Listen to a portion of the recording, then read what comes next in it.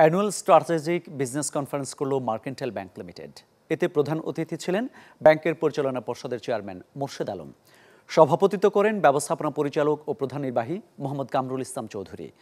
বিশেষ অতিথি ছিলেন ব্যাংকের ভাইস চেয়ারম্যান ও অন্যান্য পরিচালক। এছাড়া ব্যাংকের ১৫২টি শাখার প্রধান, ৩০টি উপশাখার ইনচার্জ, রিজিওনাল হেড ও প্রধান কার্যালয়ের বিভাগীয় প্রধানরা অংশ নেন এতে।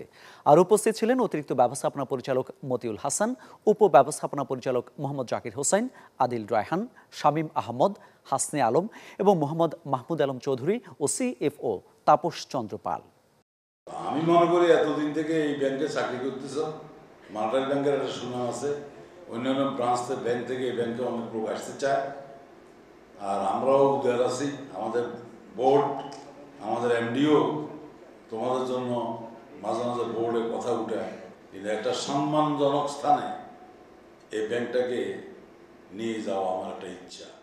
আমাদের কোনো ব্রাঞ্চ লস করতে হবে না এবং ২০২৩ সাল খুব খারাপ বছর যাবে এবং এর ভিতর দিয়ে আমরা আমাদের মার্কেন্টাইল ব্যাংক তোমাদের বুদ্ধিমত্তা দিয়ে আমরা ইনশাল্লাহ টিকে থাকতে হবে এবং ভালো অবস্থানে টিকে থাকতে হবে। নানামুখী বৈশ্বিক ও দেশীয় প্রতিবন্ধকতার মাঝেও মার্কেন্টাইল ব্যাংক ২০২২ সালে সামগ্রিক ব্যবসায়িক কার্যক্রমে সন্তোষজনক অগ্রগতি অর্জন করতে সক্ষম হয়েছে, যা মার্কেন্টাইল ব্যাংকের ইতিহাসে সর্বোচ্চ।